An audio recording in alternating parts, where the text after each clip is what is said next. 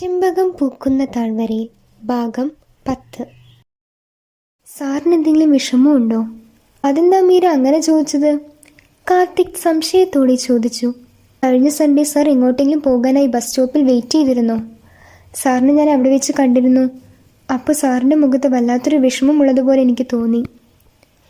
മറ്റൊരാളുടെ വ്യക്തിപരമായ കാര്യങ്ങൾ ചോദിക്കാൻ മീരയ്ക്ക് ഒരല്പം ബുദ്ധിമുട്ടുണ്ടായിരുന്നു. കാർത്തികിനോട് ചോദിക്കുമ്പോൾ മീരയുടെ മുഖത്ത് ആ പ്രയാസം പ്രകടമായി കാണാമായിരുന്നു. കഴിഞ്ഞ സൺഡേ ഞാൻ വീട്ടിൽ പോയിരുന്നു മീര. അപ്പോഴായിരിക്കും താൻ എന്നെ കണ്ടിട്ടുണ്ടാവുക. പ്രത്യേകിച്ച് വിഷമമൊന്നുമില്ലടോ. അന്നൊരു തലവേദനയും പനിയുമായിരുന്നു. അതായിരിക്കും തനിക്ക് എന്നെ കണ്ടപ്പോൾ അങ്ങനെ തോന്നിയിട്ടുണ്ടാവുക. മീരയുടെ ചോദ്യത്തിന് യാതൊരു ഭാവമാറ്റവും ഇല്ലാതെ തന്നെ കാർത്തിക് മറുപടി പറഞ്ഞു. പക്ഷേ അന്നത്തെ ലെറ്റർ ഓർത്ത് കാർത്തിക്കിൻ്റെ മനസ്സ് ആടിയുലയുന്നുണ്ടായിരുന്നു. എങ്കിൽ പിന്നെ അതായിരിക്കും. സാറിനോട് ഞാൻ ഇങ്ങനെ ചോദിച്ചാൽ അപ്രിയമൊന്നും തോന്നിയിട്ടില്ലല്ലോ? നമ്മളെക്കുറിച്ചൊരു അന്വേഷിക്കുന്നത് സന്തോഷമുള്ള കാര്യമല്ലേ? മീരയ്ക്ക് അങ്ങനെ യാതൊരു മനപ്രയാസവും തോന്നേണ്ട ആവശ്യമില്ല. ചേച്ചി പോകാം. മീനു മീരയുടെ അരികിൽ വണ്ടി കൊണ്ടുവന്ന് നിർത്തിയിട്ട് ചോദിച്ചു. ശരി സാറേ, ഞങ്ങൾ പോട്ടെ, മീര പറഞ്ഞു. മീര എന്നെ ഇനി കാർത്തിക് എന്ന് വിളിച്ചാൽ മതി. മീര ഒന്ന് മൂളുക മാത്രം ചെയ്തു.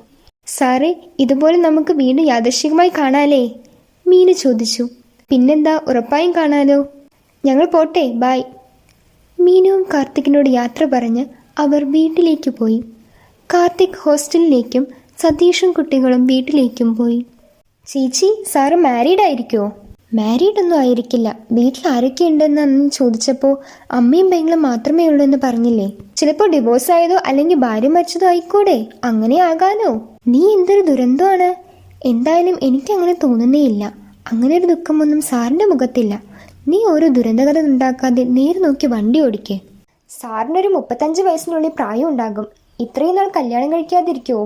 ഇനി കല്യാണം കഴിച്ചിട്ടില്ലെങ്കിൽ ഉറപ്പിക്കാം അസ്ഥിക്ക് പിടിച്ച വല്ല പ്രേമോ പ്രേമനൈരാശ്യമോ ആൾക്കുണ്ടാകും. അതുറപ്പാ.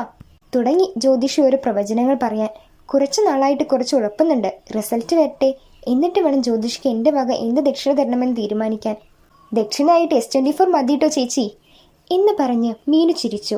അയ്യോ, അത് കുറച്ച് കുറഞ്ഞു പോയില്ലേ? ഐഫോൺ ആയാലോ? മീര കളിയാക്കിക്കൊണ്ട് ചോദിച്ചു. അവർ സംസാരിച്ചു കൊണ്ടിരിക്കെ മീനുവിൻ്റെ ഫോൺ റിങ് ചെയ്തു. വണ്ടി സൈഡാക്കി നിർത്തി പോക്കറ്റിൽ നിന്നും ഫോൺ എടുക്കുമ്പോഴേക്കും കോൾ കട്ടായി. രഞ്ജുവേട്ടനാണല്ലോ ചേച്ചി, തിരിച്ചു വിളിച്ചു നോക്കട്ടെ എന്ന് പറഞ്ഞ് മീനു രഞ്ജുവിനെ വിളിച്ചു.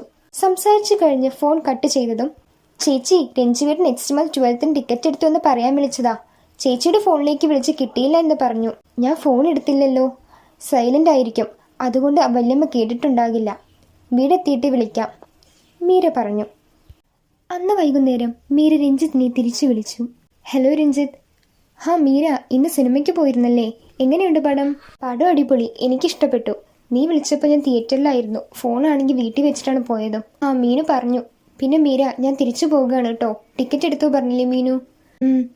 പോയത് പ്രൊമോഷൻ ആകുമോ? പേപ്പർ വർക്കുകളെല്ലാം കഴിഞ്ഞതല്ലേ, മിക്കവാറും ആകുമെന്ന് പ്രതീക്ഷിക്കാം. പിന്നെ എന്തായാലും ഞാൻ 1 വർഷം കഴിഞ്ഞ് തിരിച്ചു വരൂ. പറഞ്ഞൊന്നും മറക്കണ്ട. ഉത്തരം എസ് ആണെങ്കിലും നോ എന്നാണെങ്കിലും നിനക്ക് യാതൊരു വിഷമവും വേണ്ട, എന്നോട് തുറന്നു പറയാൻ, രഞ്ജിത്ത് പറഞ്ഞു. നിന്നെപ്പോലെ സുഹൃത്തിനോട് എനിക്ക് എന്ത് വേണമെങ്കിലും തുറന്നു പറയാലോ. നീ ഇനി എപ്പോഴും ഇങ്ങോട്ട് വരുന്നത്? അച്ഛനും അമ്മയും കൂടി അങ്ങോട്ട് വരണമെന്ന് കുറച്ച് ദിവസമായി പറയുന്നുണ്ട്. അവരെയും കൂട്ടി ഒരു ദിവസം വരാം. ഒഴിവോടുകൂടി അവരെയും കൂട്ടി വായോ, മീര പറഞ്ഞു. ഫോൺ കട്ട് ചെയ്തതിനു ശേഷം മീര ചെമ്പകത്തൈയിൽ വെള്ളം ഒഴിക്കാനായി തൊടിയിലേക്ക് പോയി. പിറ്റേന്ന് വൈകുന്നേരം ലൈബ്രറിയിൽ വെച്ച് മീരയും കാർത്തിക്കും വീണ്ടും കണ്ടുമുട്ടി. കാർത്തിക് ഒരു പിടി ചെമ്പകം മീരയ്ക്കായി കൊണ്ടുവന്നിരുന്നു. പോക്കറ്റിൽ നിന്നും ചെമ്പകപ്പൂക്കൾ എടുത്ത് കാർത്തിക് മീരയ്ക്ക് നൽകി. താങ്ക് യു സർ എന്ന് പറഞ്ഞ് മീര ആ ചെമ്പകപ്പൂക്കളിൽ നിന്നും ഒരെണ്ണം എടുത്ത് മുടിയിൽ തിരുകി. ബാക്കി പൂക്കൾ എടുത്ത് ബാഗിൽ വെക്കുകയും ചെയ്തു. ഞാൻ പറഞ്ഞില്ലേ, സാർ എന്നൊന്നും വിളിക്കണ്ടടോ, കാർത്തിക് പറഞ്ഞു. എനിക്ക് കാർത്തിക് എന്ന് വിളിക്കുന്നതിനേക്കാൾ കംഫർട്ട് സാർ എന്ന് വിളിക്കുന്നതിലാണ്. ഞാൻ അങ്ങനെ തന്നെ വിളിച്ചോളാം. എങ്കിലൊക്കെ. മീരയുടെ ഇഷ്ടം എന്താണോ അത് വിളിച്ചോളൂ. കോളേജിൽ നാടകം എപ്പോഴാണ്? മീര ചോദിച്ചു.